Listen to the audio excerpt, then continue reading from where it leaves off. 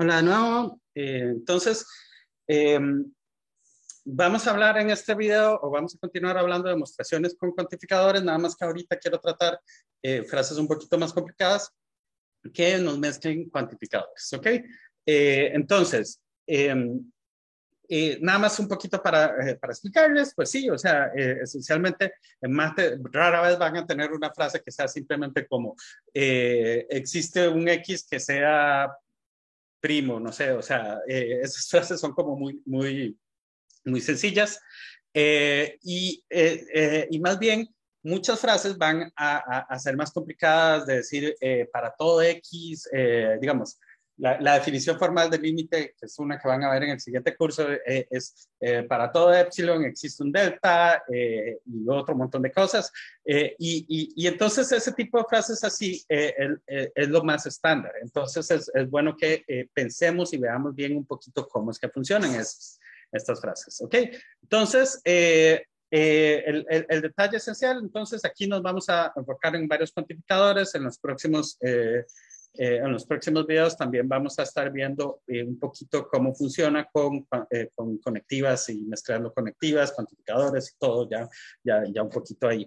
Todo esto son estrategias generales, ¿verdad? Y estrategias muy específicas cuando tenemos otras cosas que no nos da tiempo de ver todas en esta parte, pero vamos a ir viendo a ver poco a poco distintas otras formas de hacer matemática, digamos, o, de hacer demostraciones. Lo importante aquí entonces es entender bien cómo se relacionan y entonces evitar caer en algunos problemas que nos pueden venir junto con esto, digamos.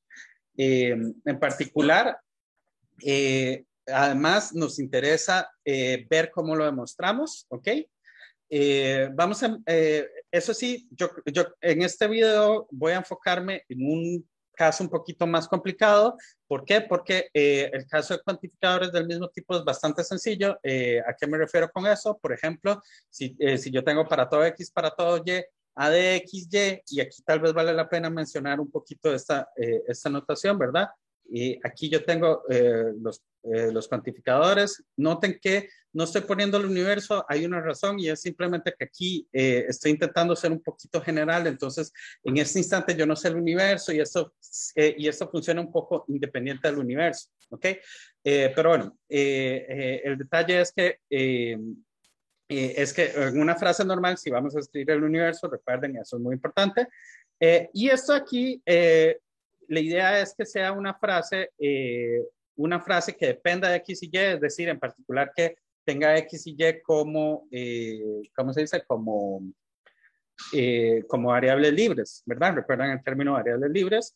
Entonces puede ser una frase sencilla que diga como X es igual a Y, o pueden ser frases más complicadas que diga como X divide a Y qué sé yo, y X al cuadrado más Y cuadrado es igual a 1, qué sé yo, por decir, esto, está haciendo una frase sumamente complicada, pero inclusive esta misma frase aquí podría tener más variables, pero acotadas. Entonces podría tener un existe z tal que x más z es igual a y. Bueno, este z debería estar en algún lugar. En este caso, que se lo en R. ¿Okay? Pero bueno, o sea, el detalle aquí es que esto, entonces aquí estoy expresando A de X, Y simplemente como para decir, es una frase que tiene a X y a Y como variables libres, ¿ok? Es posible, o uno puede pensar en que tenga X y Y, pero que tal vez alguna de ellas no salga, digamos. Eso pasa, pero no se preocupen demasiado por eso, al menos no ahorita. ¿Ok? Entonces, el detalle aquí es que para demostrar esto, el método es muy sencillo. Esencialmente hay que hacer lo mismo que hacíamos con una sola. El paso de 2 para todos es lo mismo que uno solo. Yo tomo X y Y arbitrarios y vamos a argumentar con esto. O sea, vamos a hacer argumentos particulares como matemática, o sea, cálculos y cosas así, para mostrar que para ese X y Y arbitrarios funciona la frase AX, ¿ok? Otro ejemplo, bueno, el otro ejemplo básico sería existe X y existe Y, tal que A de XY. Esto también, el paso de 1 a 2 no es nada distinto, nada nuevo. Básicamente, lo que tenemos que hacer es dar un X y un Y que sirvan como ejemplo sin pesar mucho, ¿verdad? O sea, bueno, no es que si pesa mucho, posiblemente, dependiendo de A de X, Y, hay que pensar tal vez mucho más, ¿ok? Pero bueno, estos casos entonces se tratan relativamente iguales, y digo relativamente hablando porque volvemos a lo mismo, estas dos cosas son estrategias, ¿verdad? No necesariamente son las únicas formas de que hay de mostrar un para todo, un existe. También, el detalle esencial es que la mayoría de las veces, un argumento que nos sirve para un único para todo, nos va a servir para varios, dependiendo de muchas cosas, ¿verdad? Pero sobre todo a lo que me refiero es que vamos a ver otros métodos de mostrar para todos, vamos a ver otros métodos de mostrar existence, y esos métodos muchas veces, hay formas, no siempre, ¿verdad? Pero hay formas de trasladar esos métodos a varios cuantificadores. Son cosas que van surgiendo más naturalmente con la práctica y como les digo, ahí lo van a ver. Pero sobre todo en particular, estos dos métodos, pasarlos de 1 a 2, sirven perfectamente. ¿Ok? Y pues bueno, con esa mente vamos a hacer ya uno un poquito más complicado. Ahora vamos a mezclar un para todo con un existe. Entonces consideremos la frase para todo x en z existe un y en z tal que x menos y es igual a 15. Entonces digamos que esta frase, propiamente hablando, si la vemos es de la forma para todo x, f de x, donde de nuevo la idea es que esto aquí es esta cosa que hay aquí, que noten que es una frase que tiene a x como variable libre. X es una variable libre. Variable libre. ¿Y qué pasa con una variable libre? Entonces, el valor de verdad de esto depende del valor de x. Pero entonces noten en particular que yo puedo llegar y considerar qué pasa con f de y, y esto me va a dar una nueva frase. No pongamos iguales aquí porque pueden confundirnos a veces. Entonces, yo prefiero poner puntos, o sea, ¿cómo se llama esto? 2 puntos, para no confundir porque las frases aquí muchas veces tienen iguales, ¿verdad? Entonces nada más lo hago un poquito para no confundirnos. Entonces, noten que, perdón, la frase no se transforma en esto, sino que el punto aquí es justamente que cambiamos ese X, lo vamos a cambiar a un 0. Y entonces esta frase ya va a ser verdadera o falsa dependiendo de si existe ese Y o no. Y entonces para yo ver si esta f de 0 es verdadera, entonces yo tengo que verificar si existe ese Y, y me es suficiente darlo. Y entonces yo puedo llegar y decir, sí, es menos 15, ¿verdad? ¿Por qué? Porque 0 menos 15. Esto aquí es claramente 15, pues esto es 0 más 15, que es igual a 15, lo cual es claramente verdadero. Ok, entonces noten que en efecto f de 0 es cierto. Esto, por supuesto, no me va a garantizar que que para todo x, f de x sea verdadero. No sé por qué lo escribí, lo tenía escrito aquí. El punto es entonces, retomando lo que iba diciendo, si sustituimos valores particulares de x en f de x, la frase se va a volver una proposición para un valor particular, ¿verdad? No un valor arbitrario, sino para un valor particular. Cada una de esas proposiciones va a tener un cuantificador existencial. Entonces, necesitamos para cada uno de esos casos probar que existe ese cuantificador existencial. Pero, bueno, entonces aquí tienen el ejemplo que acabamos de hacer. F de 0 existe un Y en Z, tal que 0 menos Y es igual a 15. Entonces, tomando Y igual a menos 15, vemos que F de 0 es cierta. Pero el detalle es que, de nuevo, yo tengo que mostrarlo para todo X en Z, ¿verdad? Y como tengo que mostrarlo para todo X en Z y hay infinitos Z, entonces no puedo hacerlo uno por uno. Entonces, ¿qué puedo hacer? De nuevo, la estrategia original es la misma, nada más que va a ser la estrategia original a una frase que ahora tiene un existencial. Entonces va a mezclar un poquito las dos cosas. Entonces, continuamos con el ejemplo. Para todo x en z, existe un y en z con x menos y igual a 15 y con f de x, que es la frase, existe y en z, tan que x menos y es igual a 15. Entonces, ¿qué pasa si en f de x intentamos cambiar a otro valor para x? Les pido entonces que le pongan pausa al video e intenten este ejercicio. Escogen otro valor para x y verifiquen si la proposición f de x es verdadera. ¿Ok? Es decir, por ejemplo, tomen f de 20. ¿O qué sé yo? Escojan ustedes el valor. ¿Ok? Pónganle pausa, le quitamos pausa y entonces ya vemos que sin importar el valor de x que ustedes hayan escogido, el argumento finalmente es el mismo, ¿verdad? ¿Qué van a hacer? ¿Qué van a intentar ustedes? Y si yo tengo que mostrar que, por ejemplo, 20 menos y es igual a 15, pues lo que puedo intentar es despejar. O sea, no voy a usar este símbolo porque ya más adelante vamos a hablar de esto.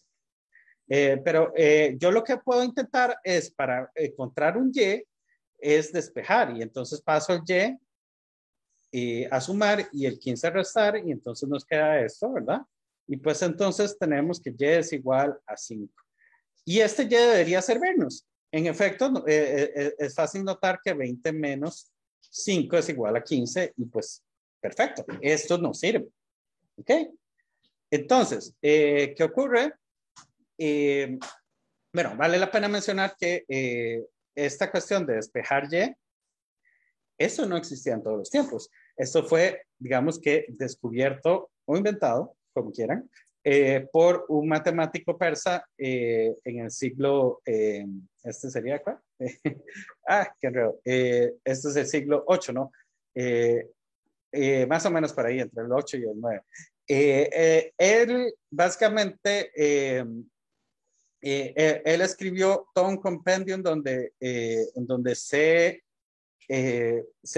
explicaban esto y otra forma de resolver otro montón de ecuaciones y cuestiones así. Creo que también la fórmula general también aparece ahí. Creo que la fórmula general para ecuaciones de segundo grado no sale por ahí por primera vez, pero digamos, sí es uno de los primeros lugares en donde sale. La palabra álgebra viene justamente de Al-Jabr, que era parte de este título grandotote.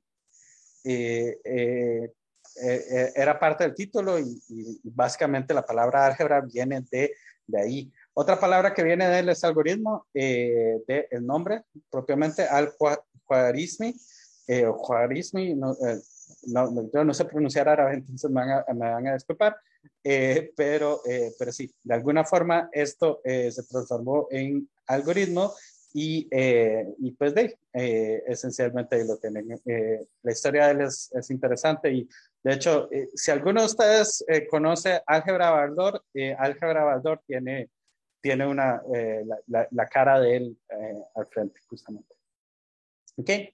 Y pues bueno, entonces volviendo, la idea es que el argumento siempre es el mismo, es despejar y.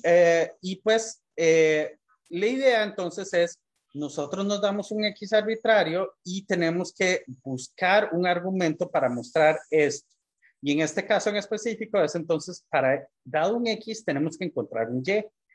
Otra forma de verlo, y espero esto que lo hayamos discutido en clases, porque ese era mi plan originalmente, pero otra forma de verlo es que esencialmente podemos verlo como un juego.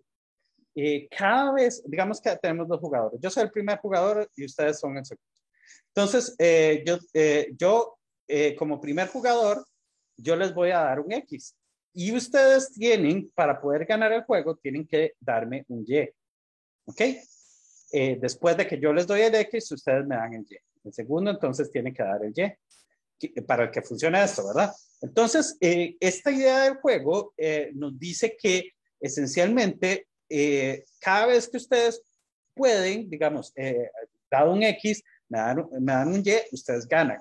Entonces, ¿qué es lo que ocurre? Hay momentos en los que ustedes siempre van a poder ganar, van a tener una especie de estrategia ganadora. En este caso la tienen y es bastante sencilla, es despejen, ¿verdad? Yo les doy un X, digamos, yo les doy X igual a 100 y ustedes me dicen, ok, X igual a 100, entonces yo lo que tengo que hacer es pasar el Y para allá y el 15 a restar allá, entonces me queda 100 menos 15, 85. 85, gané. Y el punto es ese, o sea, si ustedes pueden describir el proceso dado cualquier X que yo le doy y por lo tanto un X arbitrario, ustedes me dan el Y, esencialmente con eso de ahí, ustedes han demostrado todo. ¿Ok? Normalmente, entonces normalmente esto se dice, toma un X arbitrario, digamos, ustedes dan el X arbitrario, ustedes dicen, entonces tome, sea X arbitrario,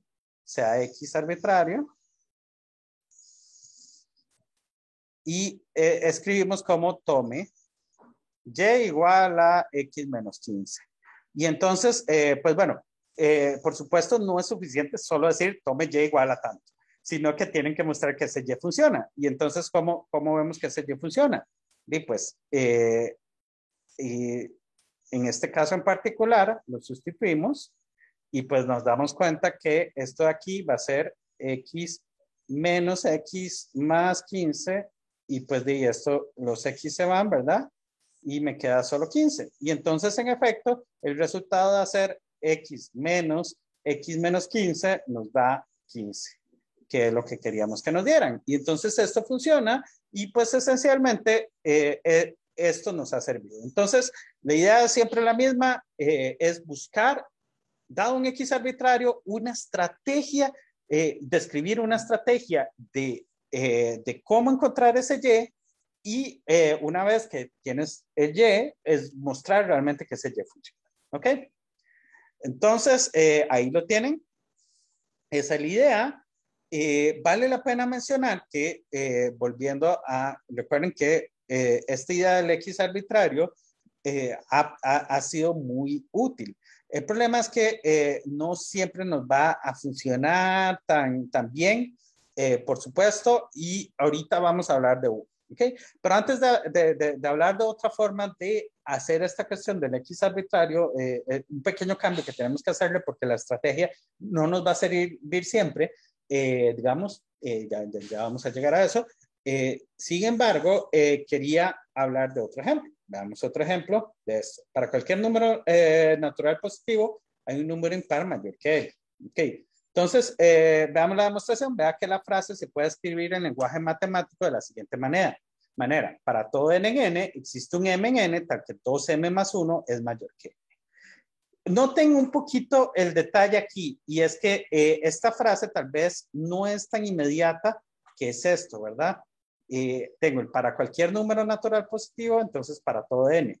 Y luego me dice, hay un número impar. Y entonces, noten que aquí yo no puedo decir, dentro del existe, recuerden que yo no puedo decir existe un m. Entonces, hay formas de reescribir esto. Tal vez la forma más directa de haber escrito esto era para todo x en n, o bueno, para todo n en n, existe, y voy a ponerle aquí, x en n, tal que x es impar, y x es mayor que n. Pero resulta que, como pueden leer en lo que viene aquí abajo, recuerde que un número impar es impar si no es divisible entre 2. Entonces es muy fácil convencerse, y eso lo vamos a ver ya demostrado con detalles más adelante en el curso, pero es muy fácil convencerse de que esto quiere decir que el número puede escribirse de la forma 2m más 1 para algún m en n. Es decir, que yo en lugar de escribir x es impar, lo que puedo escribir aquí es existe un m tal que x es igual a 2m más 1. Y por algunos cambios que no voy a entrar demasiado en detalles de esto, esencialmente podemos quitar este coso y caer en esto. ¿Ok? Esto va a pasar mucho, ¿verdad? O sea, nosotros podemos en cierta forma reducir algunas frases diciendo, de hecho creo que ya lo habíamos hecho también, como decir, existe un x que es mayor que 2, tal que existe un cuadrado mayor que tal cosa, cosas así suelen escribirse más bien de esta forma. Uno dice, ser impar es una propiedad que tiene que ver con realmente con existir de alguien más atrás, y entonces uno lo escribe así. Si se les ocurre escribirlo así, no hay ningún problema, y la demostración va a ser esencialmente la misma, nada más que va a haber un poquito más de pasos. El detalle es ese, el grueso de la demostración va a estar en otro.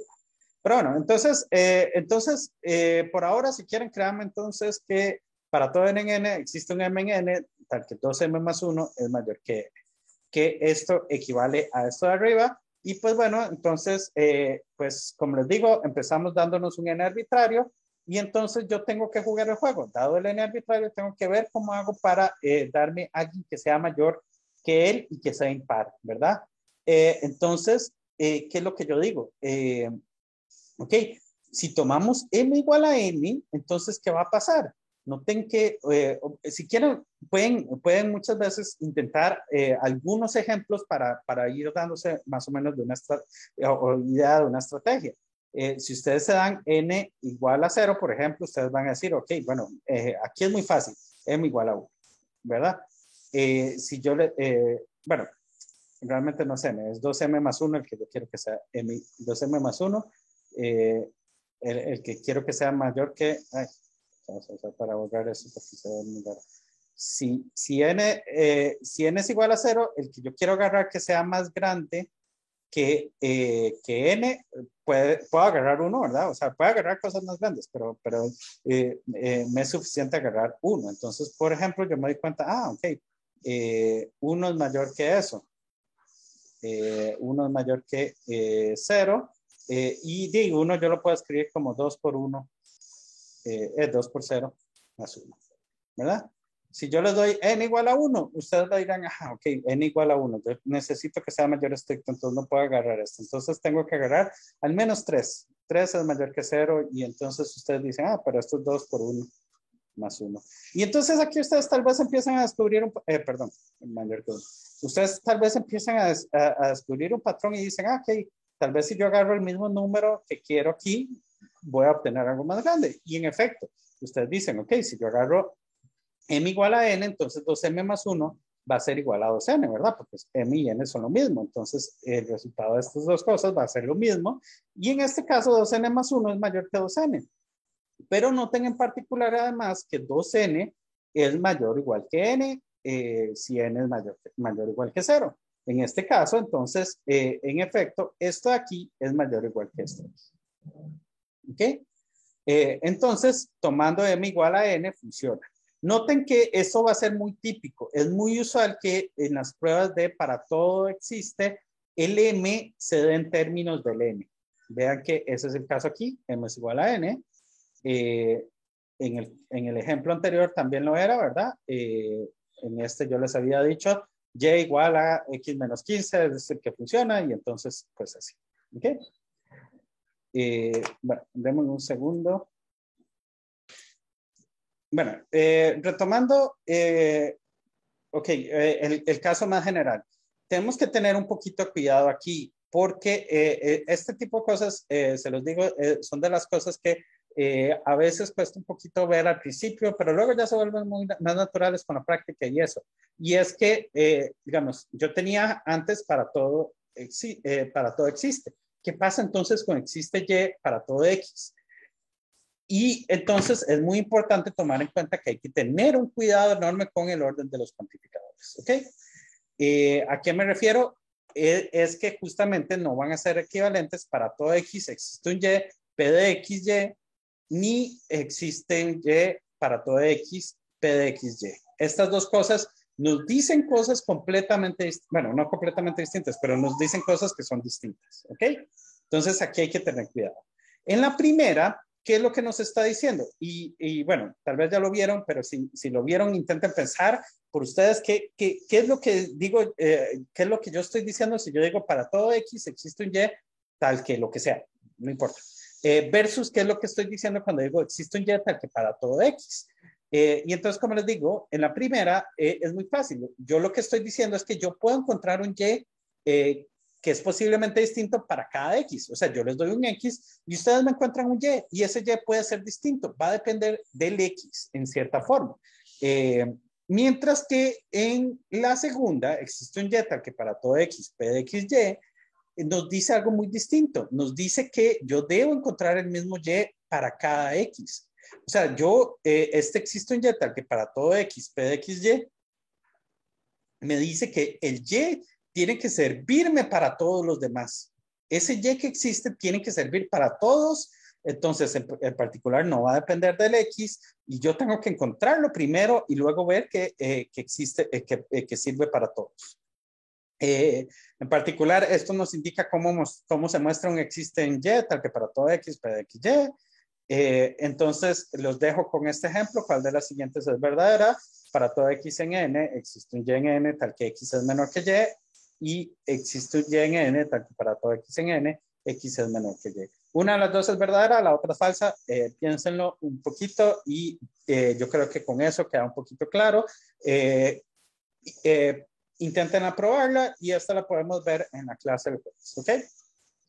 Bueno, finalmente, para ir ya terminando este video, voy a hablarles el detalle de que a veces tomar un X arbitrario para mostrar un para todos no es suficiente, sino que hay que hacer una pequeña separación de los X dependiendo de algo que depende del problema.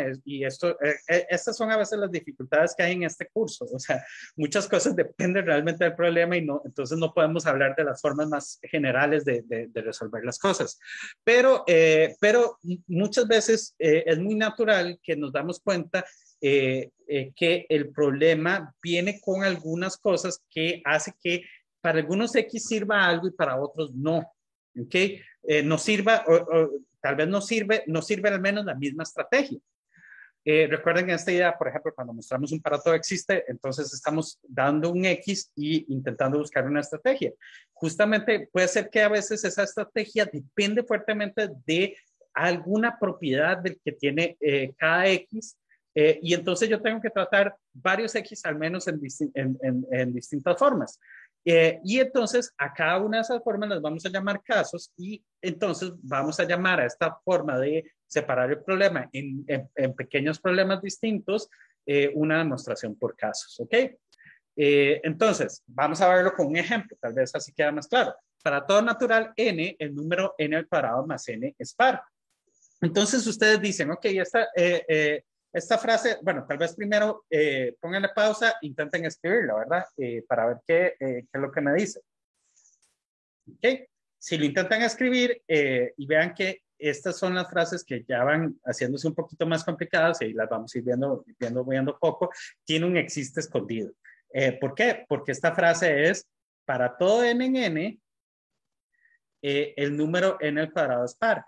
N al cuadrado es par, lo que quiere decir es que 2 lo divide, y entonces voy a escribirlo todo porque tal vez a veces no es tan claro si lo escribo solo como 2 divide a n al cuadrado más. Bueno, de hecho, si quieren, escribámoslo así primero, porque esa sería nuestra primera, tal vez el primer intento sería decir, para todo n, el número n al cuadrado más n es par. Entonces, para todo n en n, lo que estoy diciendo es que 2 divide a n al cuadrado más n.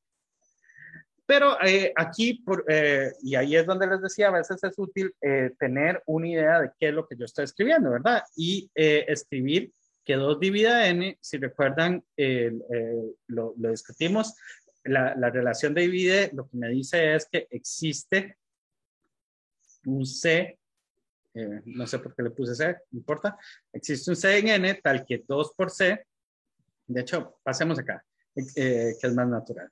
Existe un K en N tal que 2 por K es igual a N al cuadrado.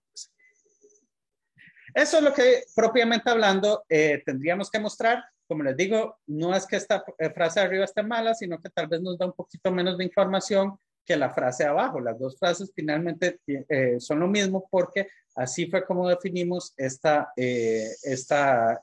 igualdad. Váyanse a donde yo hablé, no recuerdo cuál video es, en cuáles diapositivas, pero ahí está qué es esto y esto lo que significa es esto. Y es muy natural, ¿verdad? O sea, que un número lo divida a otro es que cuando yo lo divido me da un natural. Entonces ese natural que me da el resultado es el K, ¿verdad? Pero bueno, entonces teniéndolo así escrito, yo digo, ok, vamos a intentar darnos un n arbitrario y ver cómo hago yo para encontrar el K. El problema es que con n arbitrario no tengo muchas formas de manipular esto, ¿ok? Porque no sé nada, no sé nada. O sea, puedo intentar factorizar y pues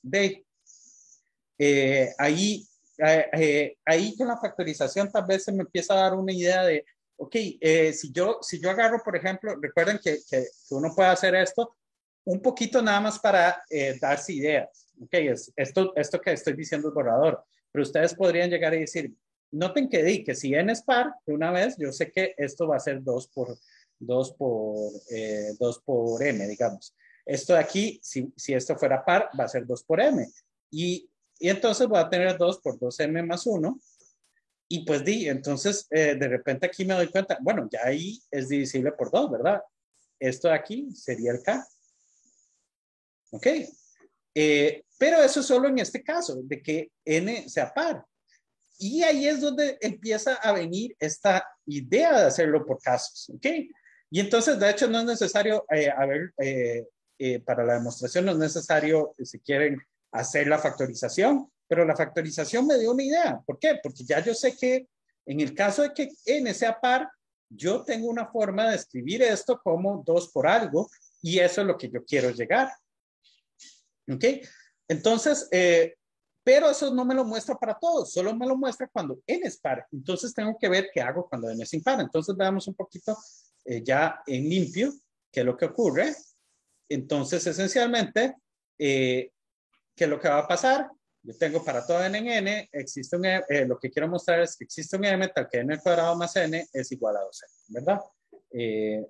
Bueno, cambié los nombres de arriba, pero no importa, es exactamente lo mismo. Sea en n arbitrario, entonces debemos encontrar un m que nos sirva.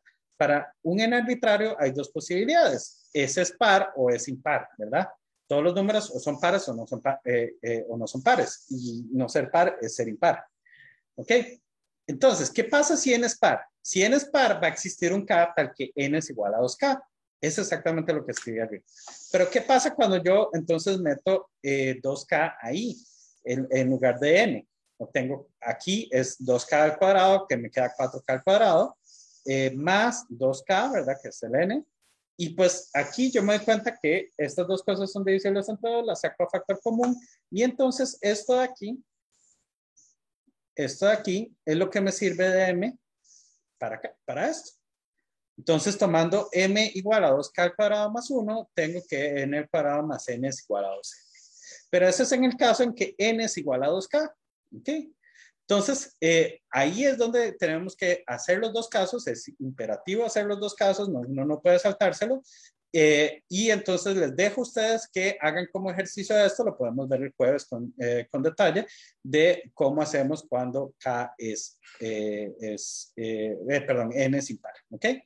Es muy parecido, no es muy complicado. Y aquí les dejo otra lista de ejercicios. Van un poquito, algunos de estos tal vez tienen casos, algunos tal vez no, pero son estas ideas de ver cómo hago para mostrar un para todo existen. ¿Ok? Entonces, piénsenlas y de nuevo también las podemos hablar después.